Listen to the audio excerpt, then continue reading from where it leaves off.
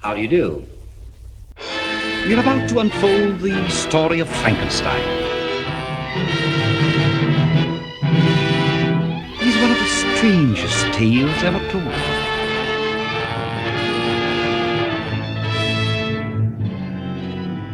I think it will thrill you. It may shock you. It might even horrify you. Well, we've warned you. And you've been warned. Welcome back to Frankenstein Minute, where we dissect the Universal Frankenstein series 1 minute at a time. I'm Bill Evenson. And I'm Tom Lang. This is minute 13. This is minute 13 for those keeping score at home. But we just saw Elizabeth shut down Victor. Mm-hmm. She's going with, and he doesn't really get a chance to even... No, she says, I must! I'll be back in a minute, or whatever she says. And he just sort of stands there like... No, we just fade out. Yeah. Oh, okay. Yep. All right. She's coming. She's totally forceful. She is in charge. Yep. And thank God, because if Bowles was in charge... Yeah, this thing would be over by now. I keep calling him Bowles, but I guess his name's Victor. Yeah, but, you know, it doesn't really matter. It doesn't matter at all what his name is. Which then, of course, brings us to the, I assume it's his study at the university. Yeah. Dr. Waldman. Yet another set. Another brilliant one. Yeah, it's just full of creepy stuff and dark, and this is where he goes to relax. Yeah, you know, exactly. It shows you what an odd guy he really is. He has full of skulls. There's a skull on his desk. Full of skulls. He's got skulls, like you said, on his desk. He's got a couple over here. He's got a couple over there. But yet in the background, there's a whole shelves. One of them's got to be full of skulls for some reason. Yeah. Can't have enough skulls. This guy. Yeah, I mean, he couldn't possibly need all of those. He belongs to the Skull of the Month Club, I think. That's probably true. That's probably true. I mean, unless he's into that, what do you call that? There's, I don't know what time period this is supposed to exist in, but when they used to do sort of analysis of your skull to try and determine... well, what was that called? They put the little thing on your... the measure determine this Well, I mean, he's talking eugenics earlier with the brains. See, so he could be it's entirely possible. If one of them were to ask, "What race is that skull?" and he'd go, "Well, here, I'll show you why this person was Mongoloid." And Mongoloid. Yeah, it's got the Neanderthal brow. Yeah. All right. Now I hate him. No, no, it's a great set. I always thought it was cool, and actually, here's how immersed in this crap I have become. Okay. Is I found my the first VHS tape of it I had, of this. And I was watched it officially released? Or yeah, no, it was MCA Universal. Sure. And I watched it, and it doesn't have any of the restored stuff. Hasn't been cleaned up, so it's hissy, it's scratchy, it's dark. But certain things like this set looks really great because it's really dark. That's something we talked about when I saw the Ghoul. The Ghoul, yeah. When they finally cleaned up the Ghoul, I was like, oh. It doesn't look as cool, anymore. Yeah. Yeah. And you were worried about that for the old Dark House, but I say... I won't worry. It looks amazing. Well, same director. Same. Yep. Same, yeah, just a few months later. Yeah. I was going to say same year, but no, not quite. Not quite. Same calendar year. Yeah. Or not the same calendar year. Not the same calendar year. Whatever the other word is. Whatever. Same fiscal year. I don't know. Right in and go see it. Old Dark House. Old Dark House. You'll be in the Frankenstein series. You'll be glad you. But yeah, it in that instance, it looks creepier. It's darker, but I won't trade the Blu-ray where I can see all these details. Yeah. Of all the skulls and the little stuff he's got on his desk. Yeah. Books in disarray on the shelves, and you know. What are we supposed to make of Dr. Waldman?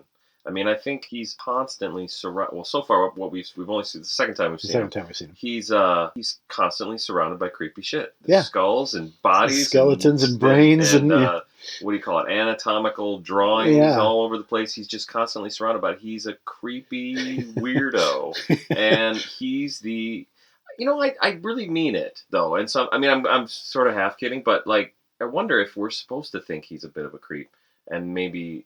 When you said that originally Waldman had written the letter, it really brought into my mind the idea that he's involved. He's involved in what Henry's up. He's not in the film. I mean, I'm not saying that. I'm saying you could even imagine it though. Like he had some influence. Because in the Shelley novel, he's the one that inspires Victor in that instance to proceed with his. Yeah. Imagine him inspiring Victor in this. Not really, no. Oh, I think nobody can inspire. If James Whale can't inspire, yeah, he's got one thing on his mind. That guy. Yeah, right. And it's a bad idea. And he got shut down pretty hard. He's pretty much he's done. Yeah. Yeah, but I can picture. Yeah, this guy could easily be a grave robber. You know what I mean? Like he's I can see him. He's totally king. I can see him. Baldwin, I mean. Yeah. digging graves more so than Henry. Yeah. Henry comes, like we've said, from an upper class, that's a good point. Titled family. Baldwin comes from Chaska. You're right. Exactly. No, I don't think that's correct. I think my notes got mixed up somewhere. Yeah. Well, no, I think he is. We're still trying to get that statue. That's true. Well, how's that coming? Not at all. Oh my God. No contributions. The design work is going well. So one of the things that I thought was pretty interesting, and I looked it up, is are you familiar with the notion of chemical galvanism? Yes. So I looked it up, and I thought it was pretty interesting that Louis Galvani did an experiment in which he, using metal instruments, made a dead frog's leg move. And he came up with this theory of galvanism, that he was essentially bringing it back to life. Right. And apparently, on one of the first dates between Mary Shelley and Mary Wollstonecraft. And Godwin. There you go. And and Percy Shelley, they went and saw a public demonstration of this galvanism. Yeah. Of course, it turned out later they found out that he didn't do what he thought he did. He had accidentally. This is what they said anyway. He accidentally created a battery. Pretty much. Yeah. And made the but still, it completed the body of the frog. Or later on, it was executed criminals that he would use. Actually, just completed the arc. Is basically what it did. Yeah. And it was just it moved it, but it was far from being alive. It was bullshit. Bullshit. Mary Shelley was impressed but by she was, theoretically. Yeah. Well, I mean, we're talking about this is what, 19 or 18? 18, yeah. 18. Well, 1818, but she started in 1816. I mean, that's just the dawn of modern science. Yeah. It's very beginnings of what we understand as medicine and science. Mm-hmm. So I saw it. The guy moved. Yeah. So you think that's what she saw? A guy? No, well, they did, because he went around and would do these... Did a public demonstration of a corpse a number moving. of them, yeah. Like the jaws would move around, eyes would roll. I mean, I can't imagine how horrifying this would be to see. Right. Okay, so to us, 100 years later, it sounds just amazingly appalling. Horrifying. If someone suggested they were doing this in anywhere on Earth, you'd be like, that is awful. What is wrong with you? What is wrong with you? And there's Mary Shelley in her pretty dress, no doubt, in her new bow, in his bow tie, watching this. Yeah, so that's the thing. Era. People would watch it for entertainment. Yeah. It's nuts. So kind of interesting that just that phrase even makes it into the film. Chemical galvanism and 60 years later, whatever the hell it was. How many years later? Do my math. It was 100 years later from the reprint of the book. No, I mean yes, but I mean the movie 31. Oh, right so now. By 1931, it was how many years after? Why am I not being able to do math? What's 1931 minus 1860? It's 100. No, it's not 100 because it wasn't 100 years later, right? It's over 100 years later. Oh, you're right. That's why I can't do math. Okay, thank you. I forgot to carry the one or something. So even better. Then. It's like 120 some years. 120 years later. Yeah, it makes it into the film. Yeah. So that and what else did he say? Electrobiology, which is that's a legit thing. It's So I looked that up. Yeah, that's actual science. It's the production of electricity, production and use of electricity basically by biological organisms, which is interesting too. Well, it's especially interesting because this movie's almost about that. Yeah. In a way. Yeah. Well, we're just getting now the first glimpses of what Henry's actually doing. Yep, exactly. Talks about, the bodies we provided weren't good enough. Right. Electrobiology, chemical galvanism. One thing he doesn't talk about that's a big factor in the book is alchemy. Okay. It features big Victor Frankenstein, not John Bowles Victor. You're just going to have to keep doing that every time. I know. There's no way around no it. way. Not that anybody's going to confuse that Victor's doing anything. Yeah. Other than awkwardly flirting.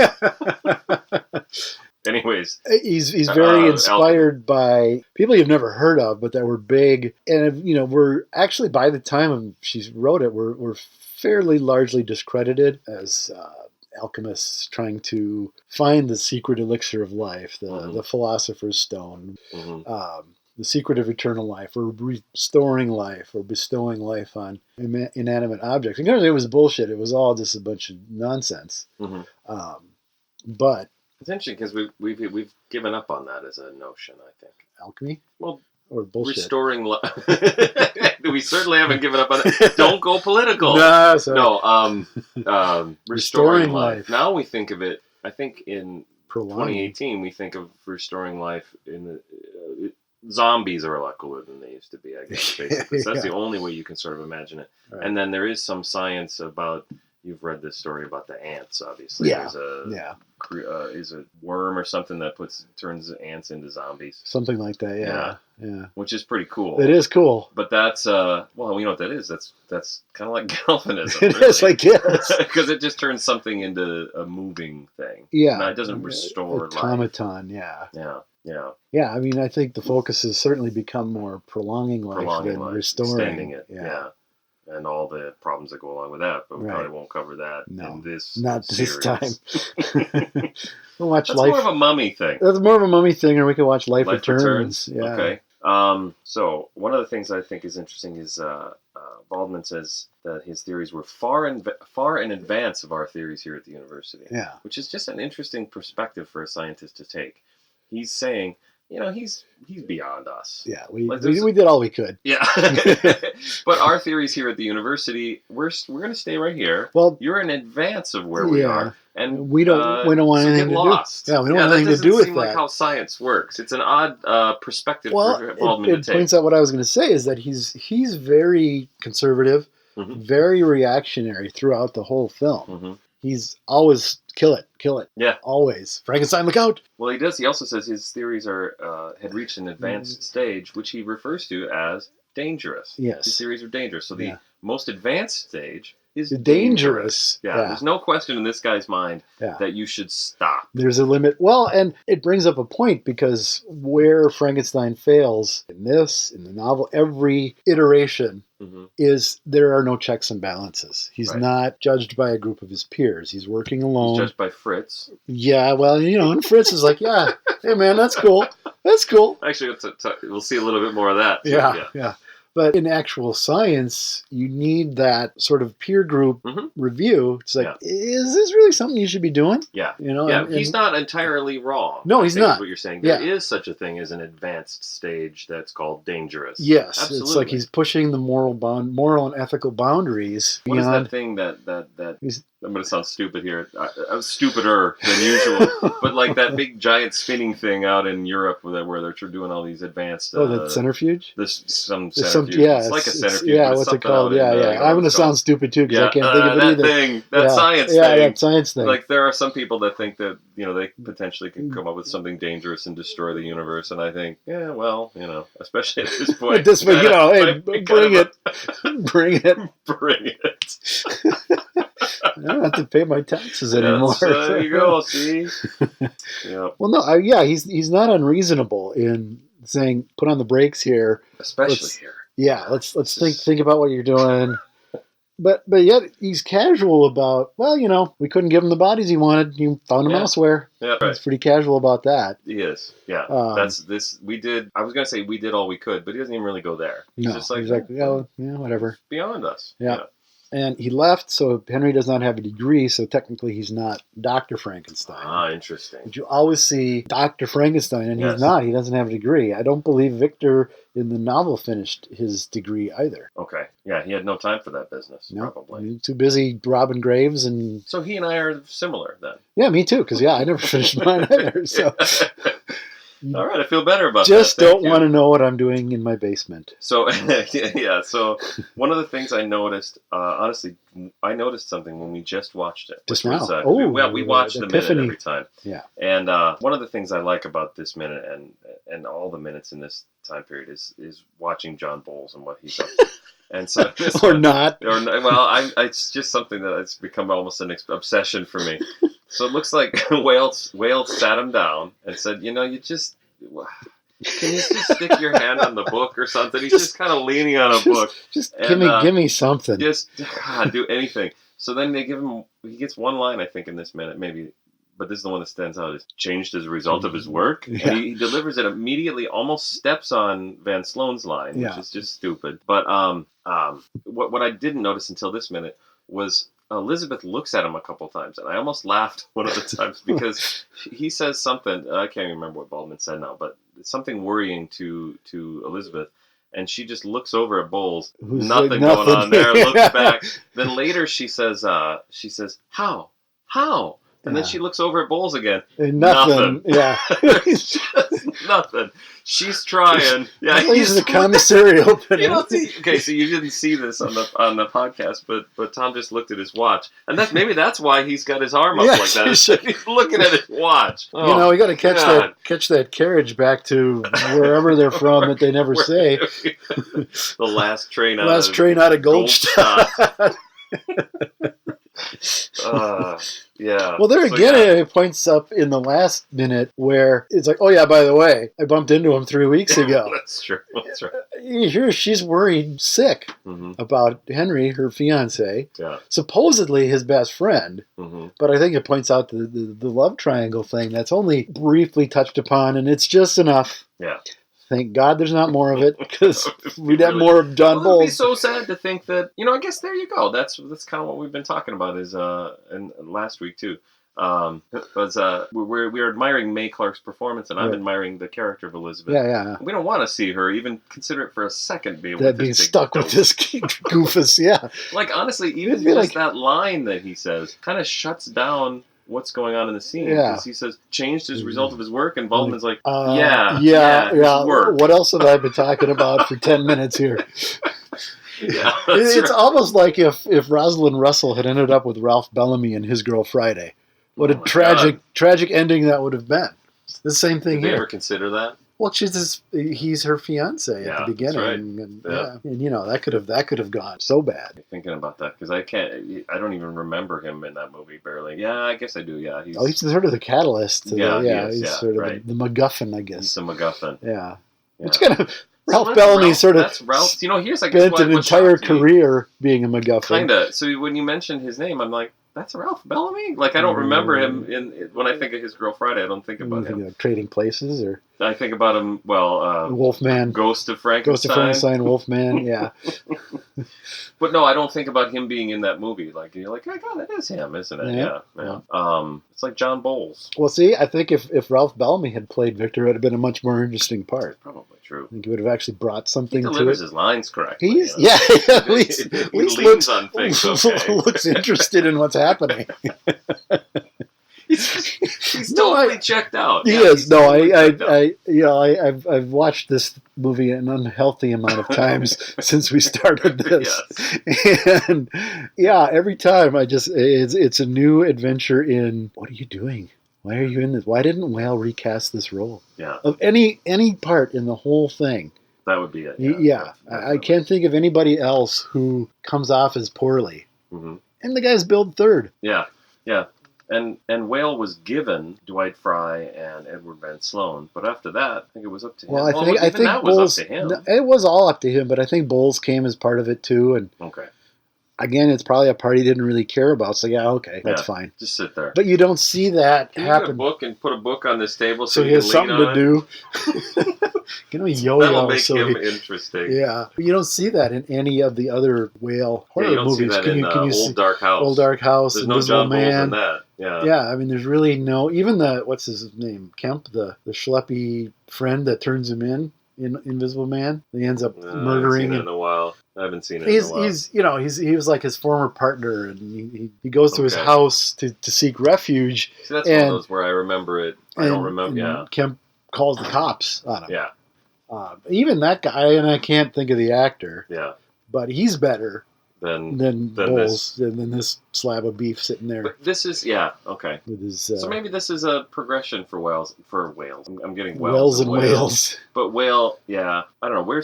What's peak Whale? Is this got to be it, right? Well, Dark House or Bride. I mean, Bride is the granddaddy of, I think, all of the Universal. For me, anyway, it's my personal favorite. It's got the most meat to it. There's a lot going on. That's going to be. There's going to be some long minutes there because there's a lot happening. Right. On and off But it's screen. also a little bit over the top. So even just what you're talking about, John Bowles wouldn't fit in that movie. No, he would not. He would have to be facing I'd say I don't think Edward Van Sloan would have fit either, though. That's probably it's a different style of acting altogether. Yeah. We'll get to that because, again, it's like I said before, watching the two back to back can be quite jarring, especially if you do it on the same day, like one literally after the other. I saw it as a double feature. Yeah, I did. Where they put it out in a digital format. Yeah, it was 5 years ago. Fathom or something did that. Somebody, I don't know. Yeah. It is, and I think Son, there's such a break. Mm-hmm. So to attempt to create some sort of continuity. Yeah. Well, that's what's great about Son. Is for someone who just comes to it. I don't know who watches Son of Frankenstein.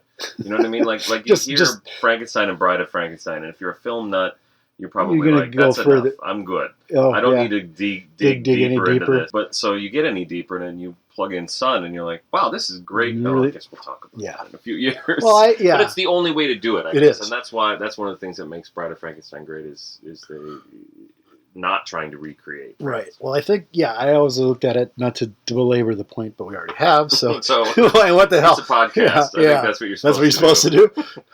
You look at Frankenstein, there's a starkness to it. Yeah. There's a simplicity to it. There's some humor. Thankfully, there's a little bit of humor with Fritz and the Baron, whom we'll meet about a month and a half or whatever. Right. But then Bride is like this big epic fairy tale. Yeah. It's this Baroque. Everything is bigger. Even the sets that are the same are bigger, are different. Yeah. The watchtower is bigger, grander. Everything is this big fairy tale. Yeah. Very stylized. You get the Son, and it's like the myth of Frankenstein. Yeah. It's sort of years after the events, it's become this myth. And that's the very monster deliberate. himself is very mythic. Yeah. Even the way he looks, it's different. Yeah. He looks very larger than life. He's huge. Yeah. In Son of Frankenstein. Yeah, and it's 31, 35, 39. So it's every 4 years. There's no reason that it couldn't have. There's no reason they had to do that. It's not. There's a part of me that thinks since you look at the history of horror, the entire horror industry is shut down in 36, and then it picks up again in 39. That's kind of an exaggeration. It's oversimplifying, but there's some truth to it. Yeah, and so then you can sort of look at what you just said from that perspective. Son of Frankenstein looks at it as an old, we're going to revive this the old thing. Yeah, but it's really not. It's only later. 4 years. Yeah. So it was a good choice that they made. Yeah, and it's just a different era of filmmaking altogether from the early 30s. So there we go. Follow us on Twitter. No, I got more. All right, good. But you can still follow us on Twitter. That's fine. If you so choose. Don't not follow us. Yeah, on right, Twitter. right. In the Flory script, again, it's only Victor meeting with Waldman, and they talk, and they talk, and they talk. Okay. They mention, the blasphemy of the whole thing, without reckoning upon God and all that, which, only shows up briefly in the movie as finished. It's a little bit in the prologue and a little bit later that we'll talk about, but there's a lot more of it, and actually in the play script by Balderston, the Flory, and there's a little bit that was taken out in the Whale shooting script. Okay. So here's a bit where they talk a little bit about it. So it's interesting when you say it's Victor and Waldman. Mm-hmm. Yeah. So Elizabeth wasn't there. Whale just deliberately says with this character. No, she's going there. Yeah. I wonder if he met Bowles and then said, "There's no way." Lemley says, "I got to use this piece of crap." Yeah, and Junior says, "We're stuck." Hey, May, what are you up to? What are you doing? Yeah. I mean, I assume Elizabeth is in all versions of the story. Oh yeah. but her role is probably different. expanded. Yeah, this is the What a great thing to picture, because like I said, there's in this minute she looks over at him a couple times and like, man. Yeah, she's all about rolling her eyes. yeah, nothing going on there. But she's forceful in this minute. Yeah, she's how? Yeah, explain this to me. Yeah, what are you talking about? Yeah. Whereas Bowles is like changed as a result of his work. Yeah. What did I have for lunch today? Yeah. God, where's that one food truck in Goldstadt? I don't know. What did they have? Taco time. It's on the corner of. That's why he's got his watch right there. Yes. 10 minutes. They're pulling out. 12. They're pulling out in 10 minutes.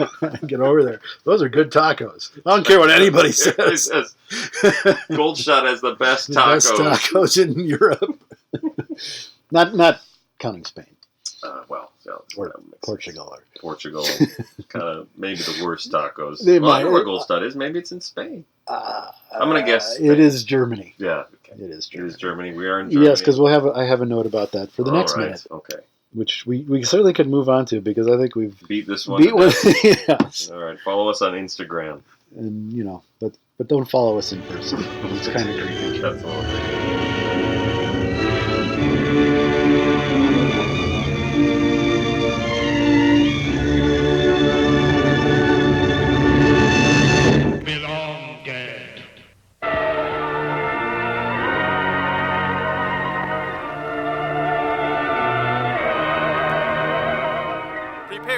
Spine-tingling, nerve-shattering podcast featuring all your favorite monsters.